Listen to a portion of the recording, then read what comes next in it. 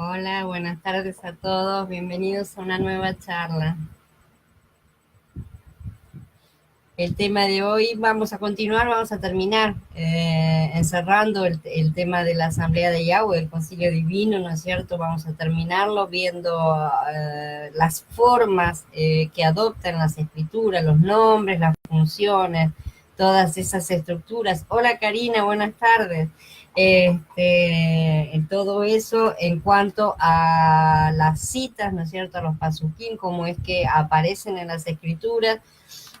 Es una forma de que vayamos familiarizándonos con los términos, porque a pesar de que nosotros realmente tenemos Biblias en castellano, ¿no es cierto? Normalmente es lo que utilizamos de cualquier manera, vamos a llegar a tener la nuestra correctamente traducida con lo que es cada palabra, con su traducción correcta, y necesitamos saber exactamente qué es lo que dice en los manuscritos originales, ¿no es cierto? Qué es lo que está representado en el idioma original y no las interpretaciones que a veces son equivocadas, simplemente no son las correctas. A veces se traduce una misma palabra de dos formas diferentes, o al revés, dos palabras diferentes se traducen con una misma palabra, unificándose los conceptos, y eso nos produce confusión, ¿no es cierto?, en muchas cosas. Así que lo que vamos a hacer es realmente empezar a guardar estas palabras, por así decir, que al principio nos van a marear un poco, pero es necesario porque después las vamos a ir viendo, vamos a seguir escuchándolas, repitiéndose, y las vamos a ir incorporando.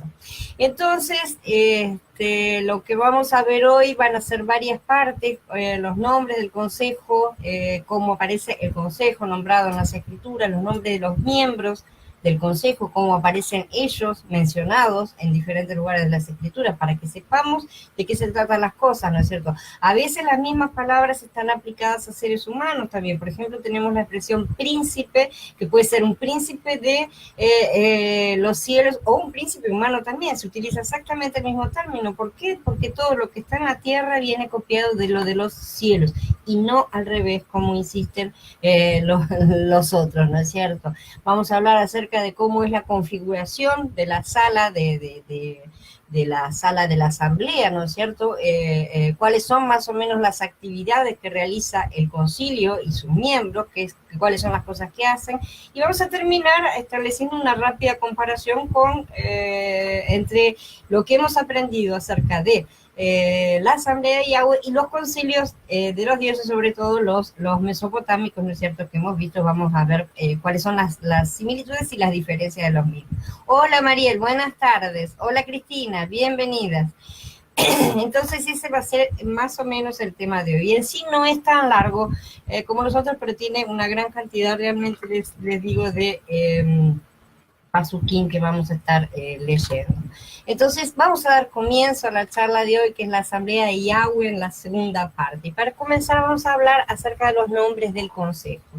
Las reuniones de los siervos de Yahweh tienen varios títulos. Por ejemplo, una es Bahar Moed, en la cual Har es monte y Moed es reunión o festividad, o tiene varias traducciones, la vamos a ver, pero nosotros lo vamos a utilizar siempre como reunión, un lugar de reunión, ¿sí?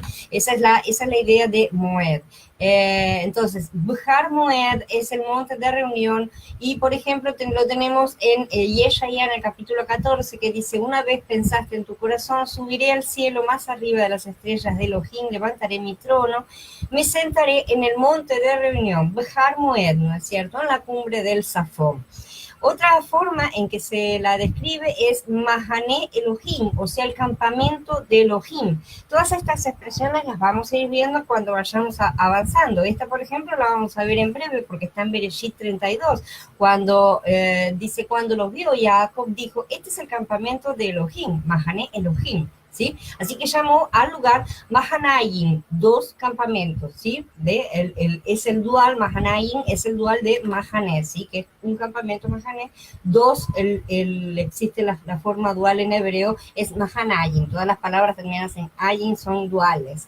Entonces, tenemos otra expresión que es Mishrahat Malahei Raim, que es compañía destructora, por así decir. Es un ejército que destruye, un ejército destructor. Esta expresión aparece en Tejilín en el capítulo 78, cuando dice: envió sobre ellos el ardor de su ira, enojo, indignación, angustia, una compañía de mensajeros destructores. O sea, envió un ejército o una hueste o un determinado grupo de mensajeros destructores, de malajim destructores, es lo que está en los originales. Entonces, otra más que aparece es concilio de Elohá, de cuando dice Hasov Elohá. Has escuchado en el concilio de Elohá, tienes posesión exclusiva de su sabiduría, dice Job en el capítulo 15. Normalmente este nombre antiguo de Elohim aparece solamente en el libro de Job. Otra palabra que es bastante más conocida para nosotros es concilio de Yahweh, que es Bisod Yahweh. Pero el que ha estado en el concilio de Yahweh y ha visto y ha oído su palabra, el que ha escuchado su palabra, tiene que obedecer. Esto está en Yirmeyá en el capítulo 23. Esa es más conocida para nosotros. Otra forma en que también se refieren a la asamblea de Yahweh es el consejo de los santos, el concilio de los Kadoshim, ¿no es cierto? Es el Besod Kedoshim. Y aquí muchas veces se lo aplica también a los seres humanos. Como ya les he dicho, todas este tipo de palabras son utilizadas también en cuanto a formas aplicadas al gobierno humano, terreno, en la tierra, de manera que a veces puede resultar confuso, pero siempre tenemos que mirar el entorno de muchas cosas. Muchas veces, como ya hemos visto en la charla anterior, el mismo contexto nos da la pauta de que ciertas cosas no están sucediendo en la tierra, están sucediendo en el cielo, por lo tanto no se trata de seres humanos, sino de un concilio de seres espirituales del que se está refiriendo. Esta expresión de concilio de los Kedoshim aparece en Tejilín 89. Él es muy respetado en el Consejo de los Santos e infunde gran reverencia a todos los que están a su alrededor. Y por último, la otra expresión con la cual se refiere a la asamblea es la congregación de él, el Baadat él, ¿no es cierto? Él, recordemos que ya habíamos dicho que era poderoso, ¿no es cierto? Entonces, esta aparece en Tejilín 82, Elohim preside en la congregación de él, en medio de los jueces juzga. Lo hemos mencionado bastante a este salmo, ¿no es cierto? Ahora vamos a referirnos un poco a los nombres de los miembros del consejo, ¿no es cierto? Los seres celestiales, los siervos de Yahweh, tienen varios títulos descriptivos en las escrituras. Esta variedad de términos sugiere que todas estas cosas tuvieron un gran interés para los israelitas, en verdad. La realidad de la corte de Yahweh en lo alto aparentemente fue un hecho muy ampliamente aceptado por todo, ¿no es cierto? Muchos nombres, de hecho, aparecen en el libro de los Salmos, en Tejilín, una colección que refleja realmente más que nada las percepciones populares, ¿no es cierto?, de la gente, porque es más, no son, los salmos son más la experiencia interna, ¿no es cierto?, es la cosa emocional de los salmistas, de los escritores cuando estaban escribiendo. Varios nombres también aparecen en Job, como ya dijimos. Aquí los nombres se relacionan especialmente con funciones judiciales. Muy específicamente este libro está centrado en la parte judicial, en la parte gubernamental, es lo que más es la preocupación principal de este libro, ¿no es cierto? Y es justamente en ese sentido muy importante para la comprensión del funcionamiento de la asamblea. En general, la gran variedad que tenemos de términos para los miembros del consejo en sí indica que estos participantes no tienen títulos que estén prescritos de forma establecida, regular y estática. Los títulos cambian de acuerdo a la función cuando es realizada. O sea, en otras palabras, los seres sirven para diferentes funciones. Se titulan en consecuencia de la función que están ejerciendo. Por ejemplo, un mensajero también podría ser un soldado en el ejército de Yahweh o un ministro en el templo. Al mismo mismo tiempo o en diferentes momentos, ¿no es cierto? Puede hacer una cosa, hacer otra, y en ese momento está cumpliendo una función u otra función, ¿no es cierto? En realidad, en línea general, nosotros lo que vemos es que no se conocen los nombres prácticamente de casi ninguno, son muy pocos los que están nombrados. En las escrituras aparecen Gabriel y Miguel. En los libros en el libro de Hanoch aparecen unos cuantos más, pero son contados, sobran los dedos de las dos manos para conocer los nombres propios de estos personajes, ¿no es cierto? Hola Alfonso, buenas tardes. Son normalmente mencionados por la función que están cumpliendo en el momento que la están cumpliendo, así de simple. O sea, son malajim o son soldados del ejército, ¿no es cierto? O un ministro, por ejemplo. En general no hay una sistematización de rangos muy estricta, aunque, por ejemplo, tenemos el caso del comandante del ejército de Yahweh y el destructor divino, que sí, los dos tienen roles muy individualizados. El comandante del ejército aparece en Yahoshua en el capítulo 5. Una vez, cuando Yahoshua estaba cerca de Jericó, alzó la vista y vio a un hombre parado delante de él con la espada desenvainada en la mano. Yahoshua se le acercó y le preguntó, ¿eres uno de los nuestros o de nuestros enemigos? Esto demuestra claramente que él en ese momento no estaba pensando que fuera un ángel. O sea, esta persona con la que él habló no tenía alas. Y si no se hubiera dado cuenta al toque que era un ángel, ¿no es cierto? Pero no tenía alas. Él lo confundió con otro ser humano, simplemente porque le pregunta si era enemigo o era de los suyos. Él respondió, no, yo soy un capitán del ejército de Yahweh, acabo de llegar. Y Yahoshua se arrojó de frente al suelo, una cosa que recién no había hecho, lo estaba intimando, ¿venís en paz o estás en contra? ¿No es cierto? Y cuando el otro se identifica como el capitán del ejército de Yahweh, él se arroja al suelo en señal de respeto, ¿no es cierto? Y postrándose le dijo, ¿qué le manda mi amo a su servidor?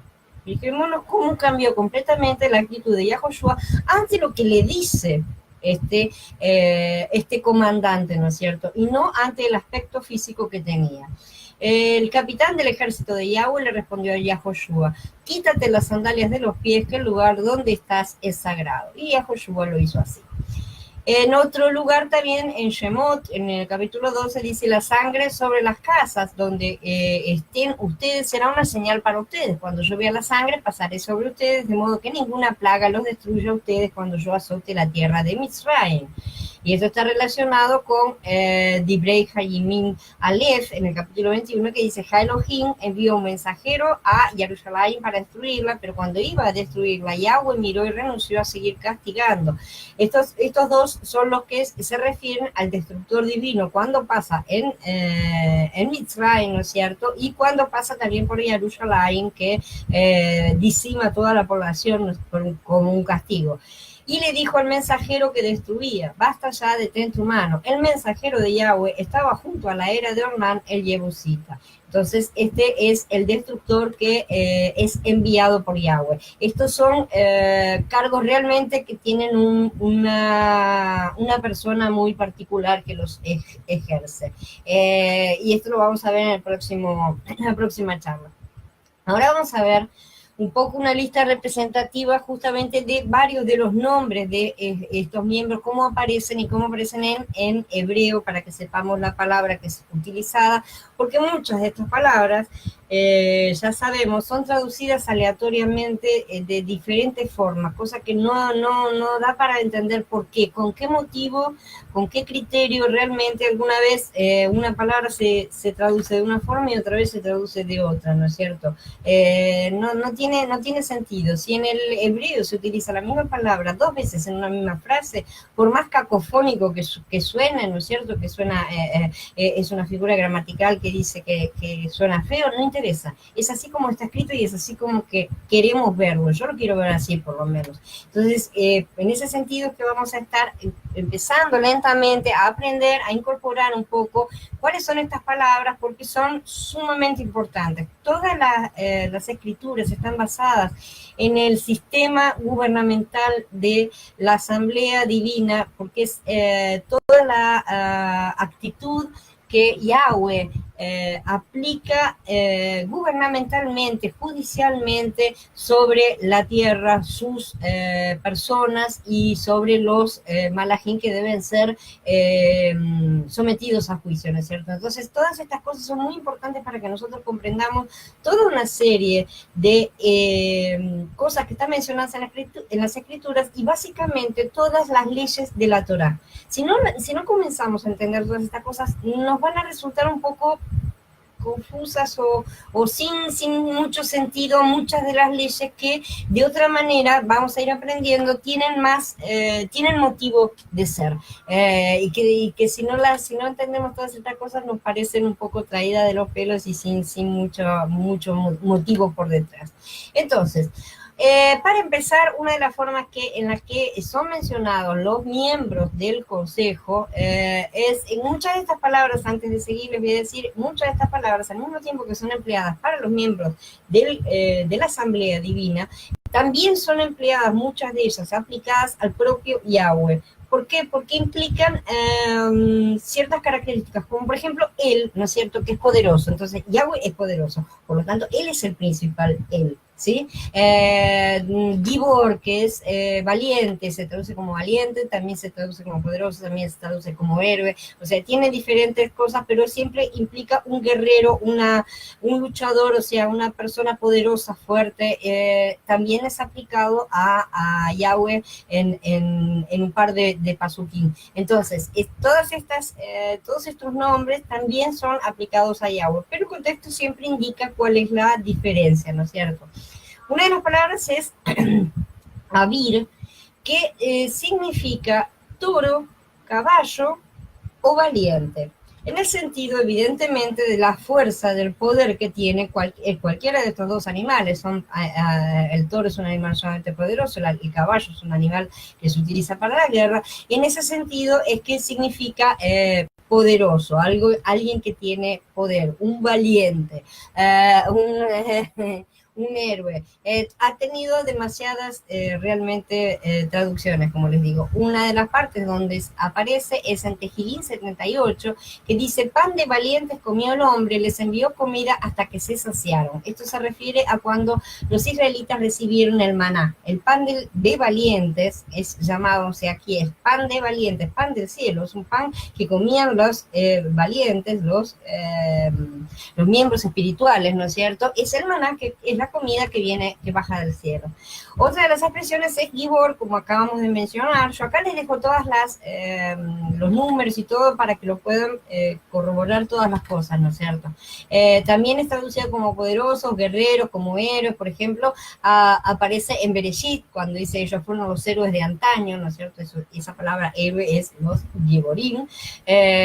Cush, además, procreó a Nimrod, quien fue el primer poderoso, Gibor de la tierra, fue un poderoso cazador delante de Yahweh. Esto está en Bereshit 10, y un par de menciones más que también les dejo acá: bajar allá a tus guerreros, Yahweh, en Joel, en el capítulo 3, o sea que los Giborim pueden ser tanto de un bando como del otro, como podemos ver, o sea, no implica partidismo, sino que implica la función o la acción que realizan estas personas en ese momento. Hola, Flor, buenas tardes.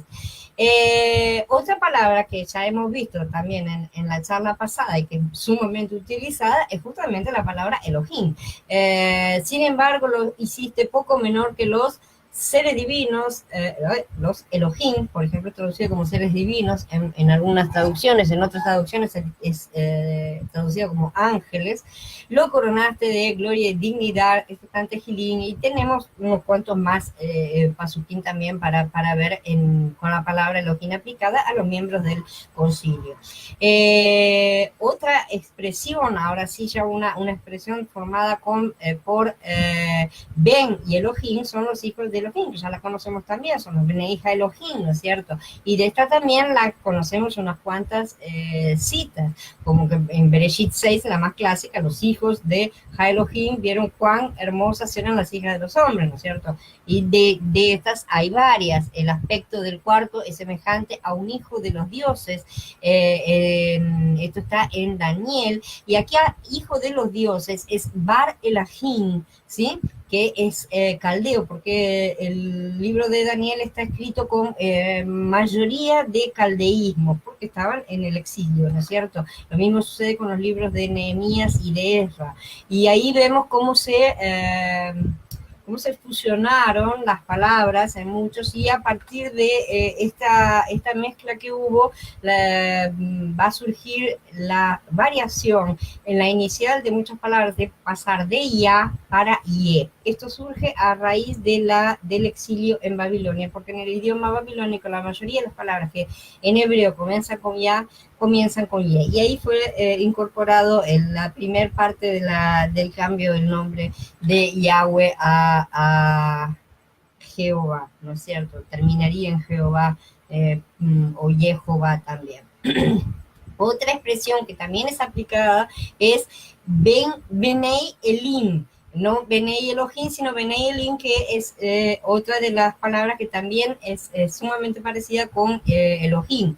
Y esta también aparece por ejemplo, en Tehilim 29, que dice: reconozcan a Yahweh, oh hijos de Elim. Reconozcanle a Yahweh su gloria y su poder. Es una expresión parecida, pero no es exactamente la misma palabra que hijos de Elohim. Y vamos a ver la diferencia en este sentido entre el singular y el plural. Dice en Hosea, en capítulo 1, dice: y en lugar de que se diga, ustedes no son mi pueblo, se los llamará hijos del El vivo. Él es el singular de Elim, ¿sí? Mientras Elohá es el singular de Elohim. Son dos palabras que tienen dos plurales diferentes, pero se traducen siempre más o menos todas con las mismas implicaciones, ¿sí? Otra expresión que es utilizada para los miembros del concilio es Benei Elión, o sea, los hijos del Altísimo. Que aparece en Tehilim 82. Yo les he dicho, ustedes son seres divinos, todos ustedes, o hijos de Elión. Sí, acá tenemos las dos expresiones en un mismo pasuk. También son llamados de santos. Y al mismo tiempo, como ya les digo, muchas veces los seres humanos son llamados de santos. Nosotros somos los kadoshim, ¿no es cierto, Damián? Entonces ahí a veces se generan esas confusiones que dicen: pero se está refiriendo a seres humanos. No, se está refiriendo a personas en el cielo. Bueno, se trata del hecho de que todos tenemos los mismos adjetivos aplicados. La palabra es kodesh, ¿no es cierto? Son los kedoshim. Por ejemplo, aparecen de Barín, 33, él en verdad ama a los pueblos, todos sus kadoshim están en su mano. Y vendrá a ustedes Yahweh mi Elohim con todos los kadoshim. Es la profecía de Zeharia, ¿no? En el capítulo 14, cuando él regresará con todos sus kadoshim, que es la mencionada posteriormente en Gilgalut. Otra palabra es Gedud, que son soldados, guerreros o tropas. Acá ya tenemos la parte del ejército, ¿no es cierto? Más relacionado con lo que son los ejércitos. Estos son los miembros del ejército, son los soldados. Por ejemplo, dice Miqueas, capítulo 5, rodéate ahora de muros, hija de guerreros, nos han sitiado, con vara herirán en la mejilla al juez de Israel. Entonces, esta hija de guerreros es hija de Gedud, ¿sí? Pueden contarse sus tropas, sobre quién no brilla su luz, dice Job en el capítulo 25. Las tropas son los miembros del ejército de Yahweh. También son llamados Jai o vivientes, los seres vivientes, ¿no es cierto? Los seres vivos, con los que conocemos que aparecen tanto en Bereshit como en Gilgalut, delante del trono. En su centro estaban también las figuras de 4 seres vivientes, y esta era su apariencia, tenían las figuras de seres humanos, dice Yahezkel en el capítulo 1.5, y aquí aparecen también en Gilgalut 4 y en Daniel, en el capítulo 4 también de Daniel. Seres vivos es una de las formas en que estos seres espirituales también son nombrados. en este mismo patamar, por así decir, de espirituales, tenemos a los querubines y a los serafines, ¿no es cierto? Los querubín son los que aparecen en Bereshit, por ejemplo, en el capítulo 3, cuando Yahweh cierra el huerto del Edén, ¿no es cierto? Aparecen en el arca, son utilizados están encima del propiciatorio del arca. Los serafines aparecen en el libro de Yeshaya, ¿no es cierto? Cuando dice por encima de él había serafines, entonces uno de los serafines voló hacia mí con una brasa encendida y purifica los labios de Yeshaya. Esas son en cuanto a las funciones de estos seres espirituales. Y por supuesto tenemos la palabra malaj, que es una de las más comunes utilizadas para los miembros del concilio. Los dos malajim vinieron a Sedom esa tarde, por ejemplo, cuando la destrucción de Sodoma y Gomorra, en Bereshit 19. Y un montón de citas más que les dejo de malajim, hay muchísimas, ¿no es cierto? Obviamente. Otra expresión que se utiliza es malaj Elohim, el ángel de Yahweh. Por ejemplo, Elohim ya oyó la voz del muchacho y un mensajero de Elohim llamó a Agar desde el cielo. Esto está en Bereshit 21. También las citas son numerosísimas. Con respecto al ángel de Yahweh, al Malaj Elohim, vamos a hablar en la próxima charla muy específicamente cuál es la diferencia entre cualquier Malaj de Elohim y el Malaj de Elohim, ¿sí? Porque esa diferencia es sumamente importante y lo vamos a ver en el próximo. Sin embargo, este Malaj que vemos aquí, cuando un mensajero de Elohim llamó a Agar desde el cielo, vemos que se trata de un Malaj que fue enviado a dar un mensaje. Hola Blanca, buenas tardes. Hola Alicia, bienvenida. Otra palabra utilizada es Shadad, que significa el devastador, el destructor, el despojador, el asolador, el ladrón, ¿sí? Esta palabra la vamos a ver en muchas partes. Por ejemplo, que los desterrados de Moab hallen asilo en ti, sé un refugio para ellos contra el despojador. También en otras traducciones se lo pone como el destructor, ¿sí? Sonidos espantosos resuenan en sus oídos. Cuando está en paz le cae encima un ladrón, dice Job en el capítulo 15. Dura profecía se me ha anunciado, el traidor está traicionando y el destructor destruyendo. Vendrá el despojador a cada ciudad, ninguna escapará. Todas estas cosas son importantes porque este destructor, este asolador, este ladrón, como ya hemos mencionado, es uno de los personajes que tiene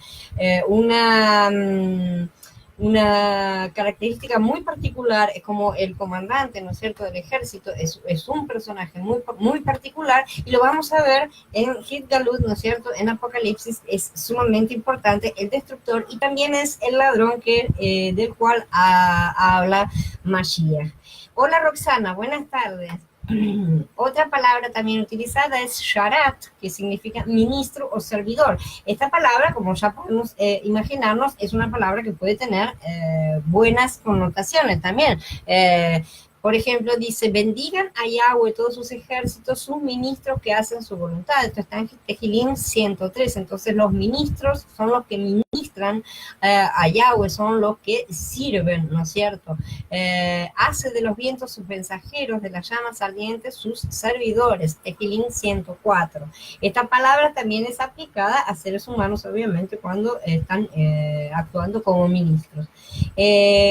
Otra palabra es siervo, sirviente o esclavo, puede parecer traducida como esta forma. La palabra es Eved, y es mencionada en el libro de Job. Si no puede él confiar en sus propios siervos, ¿no es cierto?, como el sirviente, como alguien que está sirviendo. Es una palabra que tiene una gran similitud con la anterior que acabamos de mencionar, solo que siervo, sirviente o esclavo, como se puede percibir, ya tiene un cierto concepto más de servidumbre que de servicio. Ministrar es más de servicio, en cuanto al otro es más de esclavitud, por así decir. Son conceptos que imperaban en la historia, en el ambiente geográfico del antiguo Oriente Medio, ¿no es cierto? Estas cosas existían, entonces estos conceptos estaban eran muy conocidos. Y otra palabra, obviamente, es Tzabá, que es ejército, ¿no es cierto? Entonces acá tenemos el ejército de Yahweh, el ejército de los cielos, las huestes, es llamado diferente, de diferentes formas, y de aquí sale la expresión de Yahweh Tsebaot, ¿no es cierto? Yahweh de los ejércitos. Tsebaot es el plural de Tzabá, que es femenino. Y acá tenemos también un montón de pasuquín, se los dejo porque si no los vuelvo loco. Alábenlo todos sus mensajeros, alábenlo todas sus huestes, en Tejilín 148. El mismo capitán del ejército de Yahweh, ¿no es cierto? Dice que él pertenece al ejército de Yahweh, ¿no es cierto? Bueno, hay muchísimas de estas menciones. Por supuesto, otra de las expresiones es ruach, espíritu, ¿no es cierto? Que está traducido como espíritu muchas veces. Por ejemplo, hasta que salió cierto espíritu, se puso delante de Yahweh y dijo, yo lo induciré. Y Yahweh le preguntó, ¿de qué manera? Saldré y seré un espíritu de mentira en boca de todos los profetas. Esto está en Melahim Aleph, en el capítulo 22. Entonces, este tipo de esta palabra, ruach, nos explica el tipo de individualidad, de individuos que conforman la asamblea. Son todos espíritus, son todos de la misma esencia que el Padre, ¿no es cierto? También se utiliza la palabra shamayim, que es cielos, que es dual también, y se lo utiliza, por ejemplo, en expresiones como presten oídos, oh cielos, déjenme hablar, que la tierra oiga las palabras que declaro. Cuando se refiere así, se refiere de una forma con una apariencia poética, pero también al mismo tiempo declamatoria, llamando a todos los cielos, o sea, a todos los que habitan en los cielos, todos los habitantes de los cielos. Entonces los llama a todos, escúchenme cielos, ¿no? Es como si yo dijera, escúchenme tierra, y refiriéndome a todos los habitantes de nuestro planeta. De esta también aparecen muchas menciones en las escrituras. Otra forma, bajo esta misma línea, puede ser tanto sol, luna, estrellas, ¿no es cierto? Shemesh, Yarech y Kokab. Las tres palabras para estas tres expresiones. Por ejemplo, Yahoshua se dirigió a Yahweh, dijo en presencia de los israelitas, detente sol en Gibón y tú luna en el valle de Ayalón. Esto está en Yahshua en el capítulo 10. Las estrellas pelearon desde el cielo, desde sus órbitas pelearon contra Sisera, Shoftim, el capítulo 5. Entonces, estos son también miembros de la asamblea, o sea, forman parte de todo este mundo espiritual que tenemos en los cielos. Y finalmente tenemos la palabra zar, que esta es sumamente aplicada a todos los, también en el gobierno de la tierra, ¿cierto? Tanto zar como melech, ¿no es cierto? Rey es melech y zar es príncipe o cabeza. Los dos implican la cabeza, o sea, el jefe de un determinado grupo. Estas palabras son también aplicadas en algunos casos a los malajim, a los miembros de la asamblea. Sin embargo, vamos a ver que de estas dos palabras, que son los dos gobiernos más comunes que tenemos en la tierra, en cuanto históricamente, ¿no es cierto?, son los reyes y los príncipes, solamente príncipe es aplicada a los miembros de la asamblea. Los reyes están en la tierra, los príncipes están en el cielo. Aparentemente no tenemos reyes, excepto obviamente el rey de reyes. Entonces no hay ninguno que esté que sea, en ningún momento ninguno de ellos es llamado rey. Sí, príncipe. Por ejemplo, él respondió, no, yo soy un príncipe del ejército de Yahweh, ¿no es cierto? Estas son de las traducciones de Yahushua del capítulo 5. Y las típicas de Daniel, el príncipe del reino de Parasé me puso, pero Mijael, uno de los principales príncipes, vino a ayudarme. Después viene el príncipe de Yahweh, ¿no es cierto? Todas esas menciones son la palabra zar o zarim en el plural. Ahora vamos a hablar un poquito acerca de la configuración de la sala de audiencias, cómo es que esta sala está configurada. En los plurales, como los de Bereshit, acostumbran a aparecer en el libro de Yeshaya, generalmente. Por ejemplo, la declaración de Yeshaya, ¿a quién enviaré y quién irá por nosotros? Ese nosotros, ¿no es cierto?, que ha sido...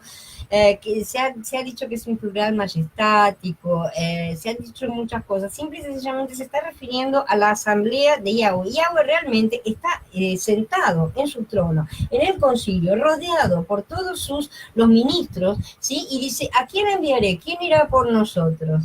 Es una expresión absolutamente lógica y normal en un concilio, ¿no es cierto? Y el que manda en ese concilio es Yahweh, y la decisión final es de él. No hay por qué estar pensando que esto es una democracia, que van a votar, ¿no es cierto? No se trata de exactamente la misma cosa. Esto refleja la idea de que Yahweh estaba rodeado de una corte, estaba compuesta por sus siervos celestiales. De la misma manera, la escena de la sala de la corte de Yeshaya 41 también tiene varios pronombres en plural. Por ejemplo, dice, presenten su causa, dice Yahweh, expongan sus argumentos, dice el rey de Jacob, que se acerquen y nos anuncien lo que va a suceder. Declárenos lo que ha ocurrido y nosotros tomaremos nota de ello. O anúncienos lo que va a ocurrir para que sepamos su final. Díganos lo que va a suceder después para que sepamos que ustedes son deidades. Hagan algo, bueno o malo, para que sintamos reverencia y veamos. Acá Yahweh se está burlando, evidentemente, de estos miembros de su concilio que se han autotitulado deidades, porque dice, para que sepamos que ustedes son deidades, hagan algo que demuestre que lo son, ¿no es cierto? Entonces se está burlando realmente, los está exponiendo como el fraude que son, y los está exponiendo delante de todo el concilio, por eso habla en este plural, ¿no es cierto? En Yeshaya 40 también tenemos los imperativos de la segunda persona plural y las referencias a varias voces que esto nos indica claramente una sesión de concilio, una sesión en la cual hay una pluralidad de individuos, de personas, ¿no es cierto?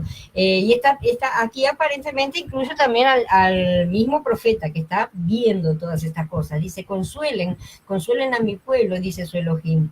Háblenle tiernamente a Jerusalén y declárenle que su condena ha terminado, que su iniquidad está expiada, porque de la mano de Yahweh ya ha recibido el doble por todos sus pecados. Una voz proclama, acá tenemos una voz, ¿no es cierto? Una voz proclama, ¿qué voz? Bueno, uno de los que está ahí, ¿no es cierto? Preparen en el desierto un camino para Yahweh, enderecen una carretera en la soledad para nuestro Elohim, que rellenen todo valle, que rebajen todo monte y colina, lo áspero se convierta en llanura y lo escabroso en amplio valle. Entonces aparecerá la presencia de Yahweh y todo mortal juntamente la verá, porque la boca de Yahweh ha hablado. Una voz dice, otra voz tenemos acá, proclámalo. Otra pregunta, ¿qué voy a proclamar?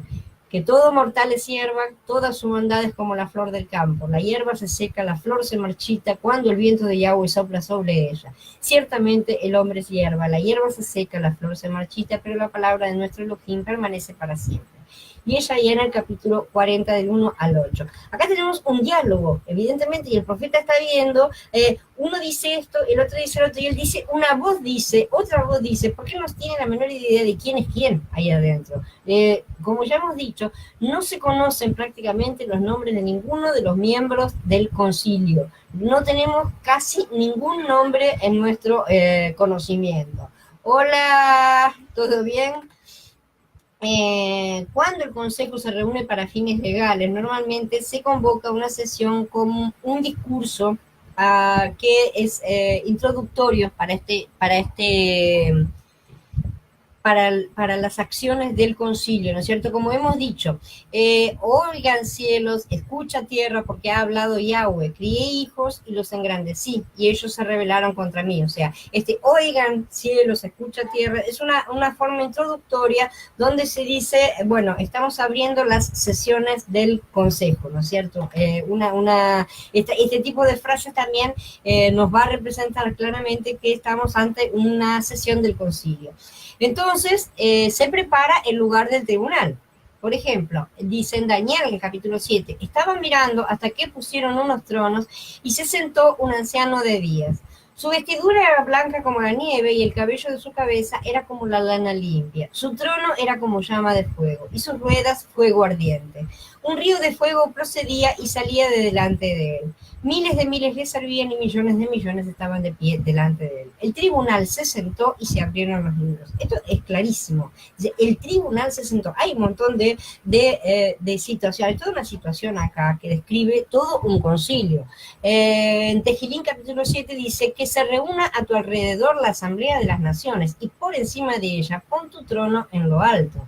La Asamblea de las Naciones no se refiere a que se reúnan los seres humanos en la Tierra, ¿sí? La Asamblea de las Naciones se refiere a que se reúnan todos los representantes de cada una de las naciones que fueron otorgadas en el reparto de las tierras. Esto es el concilio divino y no es ningún concilio terreno. Yahweh es el juez que preside la corte judicial, siempre y todas las veces. Yahweh está de pie para defender una causa, está a punto de defender a los pueblos. Yahweh traerá este cargo contra los ancianos y contra los oficiales de su pueblo. Ustedes son los que han consumido la viña, lo que se le robó al pobre está en las casas de ustedes, dice Yeshaya en el capítulo 3. Elohim preside en la gran asamblea en medio de los jueces juzga. ¿Hasta cuándo juzgarán ustedes injustamente mostrando favoritismo con el malvado? Y sabemos que este salmo continúa hablando de la corrupción de los jueces de las naciones, ¿no es cierto? De estos sarín que son seres espirituales. Vamos a ver ahora un poco acerca de un resumen rápido de las actividades del Consejo. De acuerdo a lo que los pasajes nos relatan, podemos distinguir una serie de actividades que son realizadas por sus miembros, ¿no es cierto? Una de las funciones que tiene, una de las actividades que realizan los miembros del concilio es alabar y adorar a Elohim. Por ejemplo, dice en Devarim, capítulo 32, oh naciones, aclamen a su pueblo, porque él vengará la sangre de sus seguidores, pagará con venganza a sus adversarios, limpiará la tierra de sus pueblos. En Yeshaya en el 6 dice, y uno proclamaba al otro, santo, santo, santo, Yahweh de los ejércitos, su presencia llena toda la tierra.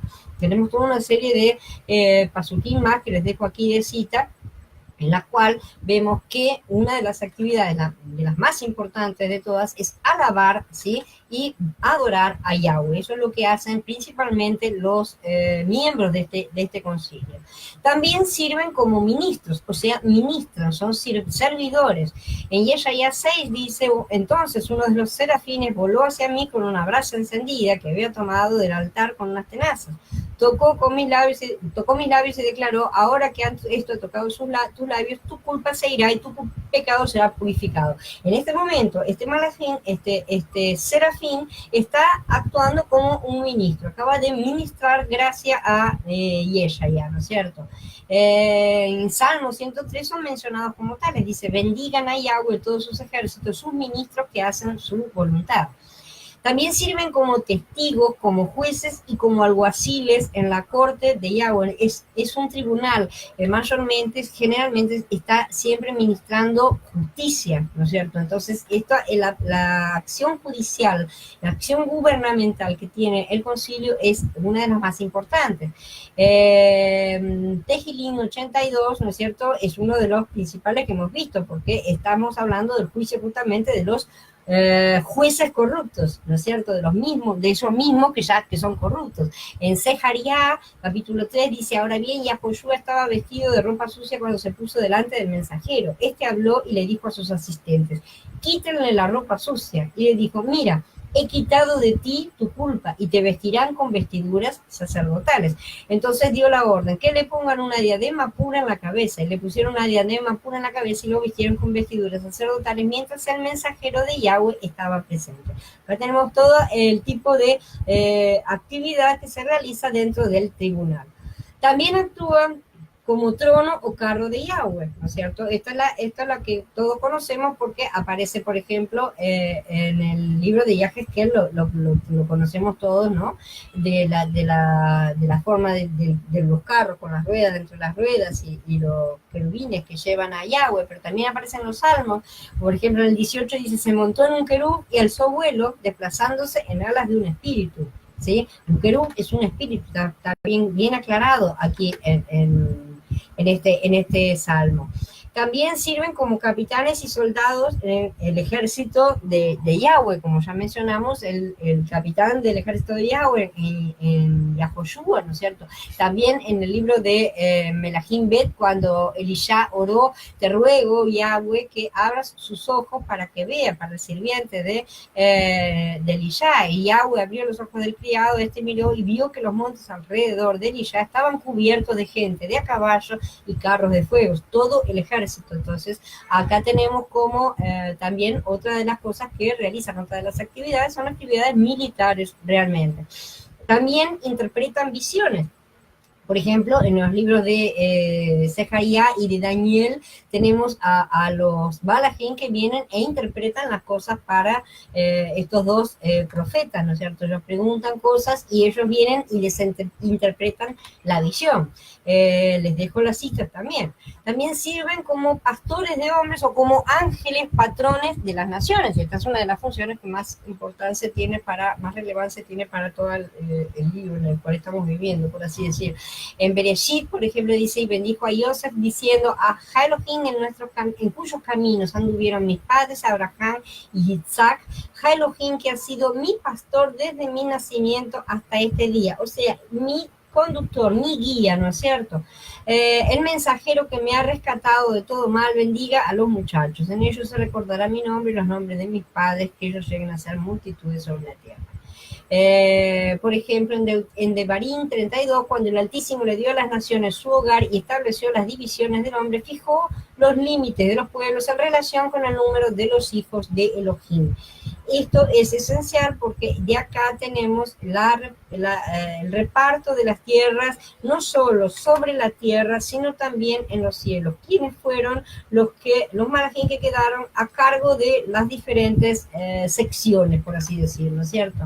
Y lo que hicieron después con lo que les correspondía. Entonces, el concilio en sí, ya vemos que tiene un montón de actividades, opera en un nivel cósmico, ¿no es cierto?, gobernando el universo de Yahweh, están en un nivel celestial, no están en un nivel plenamente terrenal, en un plano gobierna Yahweh en el plano del cielo junto con el concilio, y en el plano terrenal lo que vemos es a Israel debajo directo de Yahweh, ¿no es cierto? Y las naciones debajo de cada uno de los malajim. Ahí vemos la representación como es el gobierno gobernando a los cielos, ¿sí?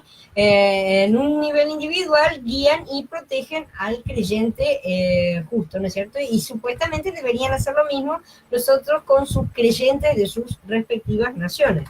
Y según ellos mismos aseguran, en sus religiones politeístas, ¿no es cierto? Ellos creían que sus dioses los protegían también.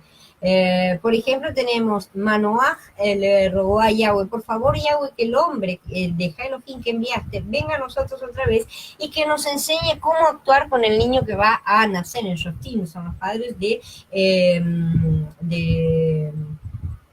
me fue el nombre. El de la fuerza. Se me fue el nombre por completo. Estas son las cosas que me pasan. Entonces Elisha oró, te ruego, Yahweh, que abra sus ojos para que vean, ¿no es cierto? Este es el que ya hemos citado de Elisha. Y ahí vemos nuevamente la actividad como de guía, ¿no es cierto? Porque a sus mensajeros dará orden de que te cuiden donde quiera que vayan. Tehillim 91. Vemos la actividad de pastor o de guía, ¿no es cierto? Y de protector de los justos. Estas son las actividades que Yahweh ordena a sus malajim, ¿no es cierto? Estas actividades, Sansón, me salió ahora. Estas actividades o funciones son todas relacionadas con Yahweh.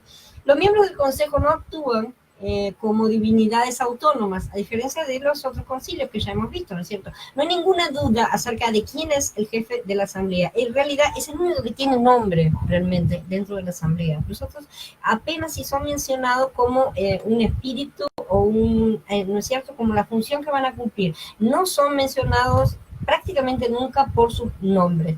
Yahweh toma las decisiones y su consejo responde y actúa llevando a cabo las decisiones que han sido tomadas. Siempre es en función de lo que el propio Yahweh es, ¿no es cierto? Por eso llevan su imagen y cargan con su autoridad. Esta es una forma de expresión que nosotros debemos prestar especial importancia, porque para esto es que ha sido creado el ser humano en un principio, ¿no es cierto? Nosotros ya sabemos que hemos sido creados para cargar la imagen y semejanza del Padre y representar representar su autoridad en la tierra, ser sus representantes, ¿no es cierto? Hola Jorge, hola Javier, buenas tardes. Sin embargo, a pesar de esto, realmente hay poder de elección, hay libertad, por así decir, entre los miembros. Por ejemplo, los espíritus pueden elegir, pueden decidir servir. Por ejemplo, cuando vemos el espíritu de voluntariado en Melahina Aleph, o la pregunta que hace en Yeshayahu, en el capítulo 6, ¿a quién enviaré y quién irá por nosotros? ¿No es cierto? O sea, se está esperando que alguien responda, que alguien se proponga, ¿no? Para lo que va a hacer. Como en el otro caso, cuando va el espíritu de mentira, que viene uno y se propone y dice, yo lo voy a hacer, ¿no es cierto? Entonces, existe una libertad también de acción entre los miembros. Correspondiendo a estas posiciones, los miembros del Consejo realizan deberes apropiados. La imagen de Yahweh como rey apunta a su poder y dominio, poder para controlar la naturaleza y la historia, ¿no es cierto? Y gobernar en todos los procesos de orden y de gobierno, así como el séquito del gran rey, la asamblea rinde homenaje al monarca, ¿no es cierto? Y lleva a cabo el gobierno comunicando los decretos divinos y realizando las acciones que han sido decididas. El papel de Yahweh como juez afirma que hay una base ética para su realidad, su hecho, ¿no es cierto?, su existencia, y que el universo y la historia humana son realmente moralmente responsables. Existe una justicia, entonces no existe un caos de por sí. Habrá al final una reivindicación de todo derecho y todo será llevado a juicio. Todo tiene un juicio final, ¿no es cierto? En consecuencia, los miembros judiciales de Yahweh investigan todo el tiempo la situación humana, registran los crímenes, levantan la protesta humana y la llevan a Yahweh, anotan en el libro, todo queda absolutamente registrado. También llevan a cabo los veredictos del juicio, ¿no es cierto? La tercera imagen de Yahweh como guerrero señala su poder para efectuar un gobierno justo y realizar los planes de su corazón. Yahweh es guerrero, él también es llamado de guerrero en las escrituras. Su asamblea luego marcha con su señor como un ejército celestial. Él tiene un comandante en el frente, es el guerrero, es en la función militar aquí cuando se manifiesta, enfrentando a los enemigos de Yahweh en la guerra santa, ¿no? La guerra contra los espíritus malvados. También vale la pena señalar que las tres acciones que se realizan fluyen directamente del carácter de Yahweh, ¿no es cierto?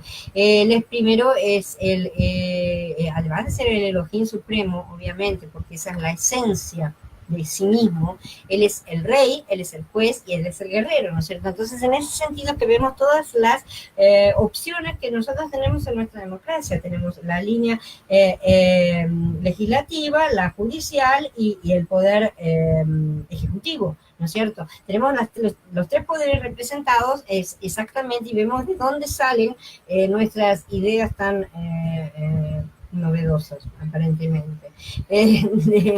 No son tan novedosas, como podemos ver, todo se copia de los cielos. Entonces, de la misma manera, sus sirvientes también funcionan en 4 esferas, ¿sí? Tenemos la esfera religiosa, la monárquica, la legal y la militar. Tenemos estas 4 manifestaciones, de cualquier manera las tenemos copiadas porque son el reflejo, son la imagen que sus ministros llevan del Yahweh Supremo, ¿no es cierto? Probablemente el título que más claramente refleja a Yahweh en su posición como cabeza de la Asamblea Divina sea justamente el título de Yahweh Sebaot, ¿no es cierto? Yahweh de los ejércitos. Algunos han tratado de decir que estos ejércitos se refieren a los ejércitos humanos de Israel, ¿no es cierto? Sobre todo rabinos, generalmente, que tratan de establecer una relación mística entre Israel, que no es que no exista, obviamente tenemos una gran relación. Israel es la nación que Yahweh mismo formó, pero no se trata de lo único que tiene, y Yahweh tiene sí un concilio que ya estaba antes de que la nación de Israel siquiera fuera concebida, porque cuando las naciones fueron repartidas, Israel ni siquiera existía. Israel vino a la existencia siglos después del reparto de las naciones, ¿sí? Entonces, reivindicar cosas fuera de contexto y cronológicamente también no es lo correcto. Estos ejércitos a los cuales se refiere la expresión Yahweh de los ejércitos no son los ejércitos de Israel, sino sus propios ejércitos celestiales, ¿sí? Y así son mencionados de forma muy clara en muchos lugares de las escrituras, como acabamos de ver. Entonces ahora vamos a hacer, para terminar, la comparación rápida entre el Consejo Bíblico y las asambleas en el antiguo Cercano Oriente, que fueron las que vimos en la otra charla. Ya hemos visto todas las imágenes, toda la terminología del Concilio Divino, ya hemos aprendido un montón de cosas, y espero que las guardemos para el futuro, porque realmente las vamos a seguir usando. Todas estas cosas transmiten realmente una imagen clara de Yahweh como cabeza suprema de la creación. Desde nuestro punto de vista, desde el punto de vista de las escrituras, esta imagen es sumamente clara. Por supuesto, si leemos las historias de los otros, la versión está completamente invertida. Sin embargo, dentro del contexto del antiguo Cercano Oriente, ¿no es cierto?, la concepción de Israel de una asamblea divina alrededor de Yahweh realmente ofrecía un peligro real y concreto. El hecho de que se permitiera tener el concepto de Yahweh en como cabeza de una asamblea dejaba la puerta abierta para una gran cantidad de sincretismo con la ideología babilónica y cananea, cosa que sucedió. Eso vemos que sucedió posteriormente, se dio esa mezcla, terminaron cayendo en los errores porque se fueron atrás de los vecinos. Porque mientras que Yahweh era el Elohim principal de Israel, ¿no es cierto?, era el único para Israel en realidad, las deidades paganas podían entrar en su cámara de consejo, por así decir, como miembros del ejército celestial y recibir culto humano. Los otros podían hacer lo que querían, ¿no es cierto?, por así decir. Esto no habría sucedido si hubieran obedecido y eliminado por completo a los cananitas y sus deidades, que fue lo que debían haber hecho al entrar en la tierra prometida, ¿verdad? Pero como no lo hicieron, la idolatría terminó penetrando en Israel. De hecho, él avisó que les serían piedra de tropiezo. Sucedió. Bueno, durante el reinado de Manasés, cuando el rey erigió altares al sol, a la luna y a las estrellas dentro de los atrios del templo de Yahweh, como está registrado en Melahim Bet, en capítulo 21, por ejemplo. Todas estas cosas se cumplieron literalmente. Pero a pesar de los peligros, el Israel fiel, porque siempre hay un remanente, se aferró a la concepción de Yahweh y su consejo. Nunca dejó de lado el hecho de que Yahweh, a pesar de ser el único, no estaba solo. Él tenía un consejo. Eso no quiere decir que haya habido un Israel politeísta. No tiene nada que ver una cosa con la otra. Y los israelitas fieles nunca fueron realmente politeístas. El carácter monoteísta de la fe de Israel nunca impidió realmente la noción de que Yahweh tenía un ejército y tenía una asamblea, un tribunal sobre el cual él regía, ¿no es cierto? Él también retuvo el concepto de concilio porque proporcionaba una poderosa herramienta, ¿no es cierto? Muchos han sugerido que Israel atacó agresivamente los conceptos existentes de los demás concilios, ¿no es cierto? Todavía hoy lo dicen, que se copió, que es una cosa maligna, ¿no es cierto? Los malos son siempre somos siempre nosotros, al degradar simbólicamente a las deidades paganas y retratarlas como miembros de la asamblea de Yahweh, miembros degradados que estaban siendo juzgados, ¿no es cierto? Y comprenderían esto si realmente creyeran en la existencia de este mundo paralelo a nuestro. Lo que pasa es que en general los que defienden estas posturas no creen en ello. De este mundo realmente depende nuestro mundo material, ¿no es cierto? Que este mundo material realmente no es más que una sombra, no es la realidad. Pero la mayoría no cree y por eso inventan explicaciones que están limitadas a su propia comprensión en las reglas del mundo. si pueden ver al menos, se pueden ver al menos dos diferencias principales entre los miembros del Concilio de la Biblia y sus contrapartes del Cercano Oriente. Primero, los miembros del Concilio de Yahweh no tienen ningún detalle mitológico. Los miembros del Concilio Divino no tienen cosas mitológicas, no tienen funciones especiales, no participan en fiestas, no participan en banquetes, no sabemos nada de sus vidas ni de su chumerío, ¿no es cierto? Nunca cobran vida como personalidades reales, como lo hacen los panteones cananeos o mesopotámicos, nunca asumen formas humanas, ¿no es cierto?, en la forma en que lo hacen aquellos. Tampoco ningún miembro se correlaciona directamente con ninguna deidad extranjera conocida, o sea, ninguno de los miembros puede ser correlacionado con ninguna otra deidad. Hay un autor que señala que la Biblia hebrea exhibe una minimización deliberada y generalización de los seres subordinados.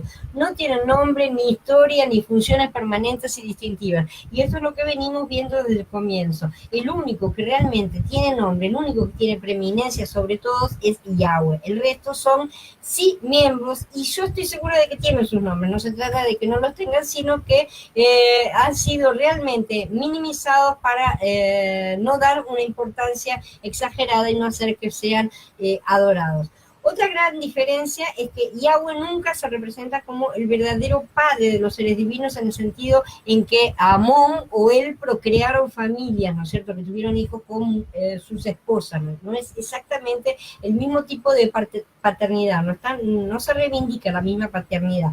Por el contrario, la relación de Yahweh con sus hijos es la del creador, ¿no es cierto? Él es su rey, es su comandante, pero a ningún ángel se le llama hijo de Yahweh de manera especial, como a Baal, por ejemplo, ¿no es cierto?, el hijo favorito, cosas así, ¿no? Ni se adora a ningún miembro de la corte celestial.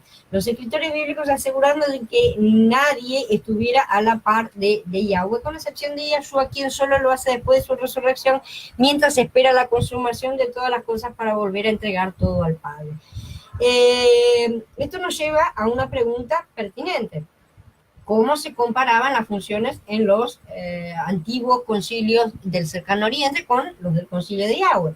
Primero vimos que las asambleas del antiguo Cercano Oriente consistían en una jerarquía de varias deidades, ¿no es cierto?, algunas de las cuales tenían la esperanza generalmente de matar al padre. Esa era la idea básica que tenían todos, es decir, mato a mi papá y listo, heredo. Era una cosa así. Esa era la idea central. Debajo de ellos había otras numerosas deidades que servían de diferentes formas, ¿no es cierto? Los dioses elevados crearon al universo, según ellos, a través de normalmente actos sexuales o algún tipo de conflicto catastrófico, conflictos asesinos entre ellos también.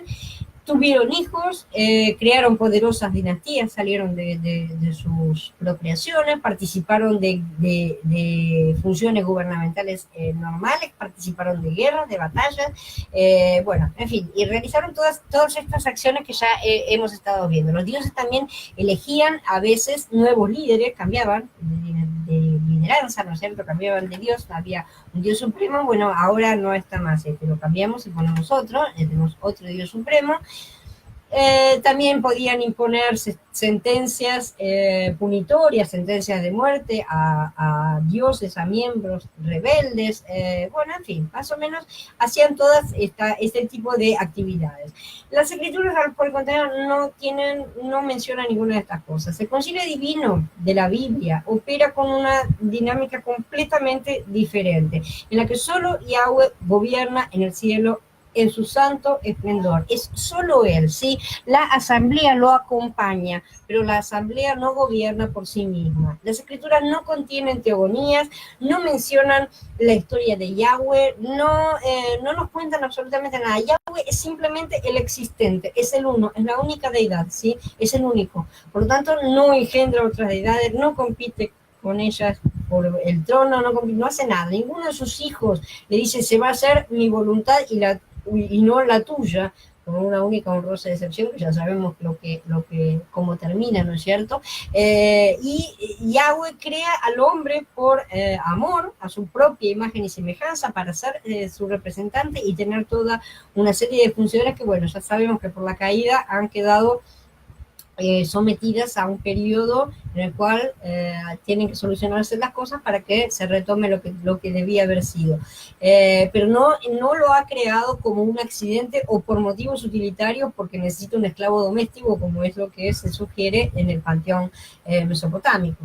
De hecho, Yahweh provee alimento para el hombre y le otorga la autoridad sobre todo ser vivo en la tierra, como lo vimos en Bereshit, ¿no? Para que actúe en su representación. A diferencia de las deidades paganas, realmente Yahweh no es un Elohim que establece una relación personal con los seres humanos, no es una persona caprichosa, no tiene actitudes violentas, no tiene todo ese tipo de actitudes que tenían aquellos dioses de los panteones. La Biblia en sí es un libro que narra las acciones del concilio y del gobierno de Yahweh. En cuanto a los concilios de los dioses, son novelas de la tarde, generalmente son relaciones entre unos y otros dioses y de todo tipo, como las novelas de la tarde tal cual son. Así que, bueno, el propósito del concilio de Yahweh, para finalizar, no es para el entretenimiento, no es para el libertinaje, no es para siquiera su engrandecimiento propio, sino para revelar su voluntad y su esencia a la creación y para manifestar la restauración de toda la tierra. Ahora sí quedo a disposición de ustedes para que me hagan cualquier pregunta que necesiten. Hemos encerrado este tema por ahora. Esto ya está encerrado en cuanto a la Asamblea Divina. En el próximo vamos a hablar acerca del ángel del Malaj de Yahweh. Hola Betsaida, buenas tardes.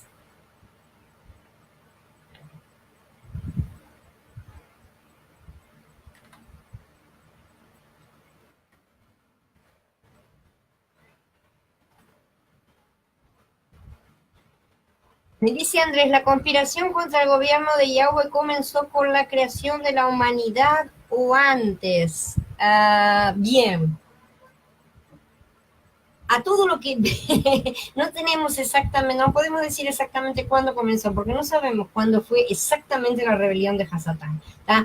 Si fue un poco antes o si fue un poco después. Tenemos pautas, como ya lo vimos en las primeras charlas de esta serie. Te recuerdo las de la primera caída, la segunda caída, todas esas, cuando vimos el tema de Hasatán, que está en el número 2, si mal no recuerdo. Todas esas cosas nos mencionan en las escrituras un periodo, por ejemplo, entre el Pasuk 1 y el 2 de Génesis, en el cual la tierra había quedado informe y vacía, ¿no es cierto? Sugiriendo que algo había sucedido. Sin embargo, no tenemos ningún informe a ese respecto. Solo podemos levantar conjeturas de que algo pasó. Ciertamente algo debe haber pasado. Ahora, si la rebelión sucedió en ese interín o no, no podemos afirmarlo, podemos teorizar a ese respecto. Una de las teorías sí es que realmente hubo algún tipo de actividad de los malajín sobre la tierra antes de la creación del hombre y que la tierra era gobernada por ellos ya estaban acá trabajando, pero les salió bastante mal, hubo alguna catástrofe que destruyó todo y Yahweh intervino para recomenzar, ¿no es cierto?, y dar un nuevo comienzo. Ahí es donde crea al hombre. De cualquier manera, como ustedes dicen, como digo siempre, esto es una teoría y no podemos afirmarlo al 100% porque no está al 100% afirmado en las escrituras. Sin embargo, hay pautas que indican que es así. Es probable que ahí haya ya comenzado el problemita de la rebelión en los cielos, ¿no es cierto? Sí, en la época preadámica, es llamada época preadámica. Se supone que es un periodo, pero no está realmente documentado. No podemos afirmarlo al 100%, digamos. Podemos suponer que sí, hay algo, hubo algo, ¿no es cierto? Pero, en fin. ¿Alguien más tiene alguna pregunta?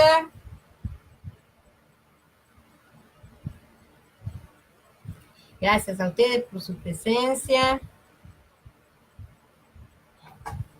Quiero quiero tomar 5 minutos porque quiero agradecer a todas las personas que me están ayudando económicamente, quiero agradecerles fuertemente por la ayuda que me están dando.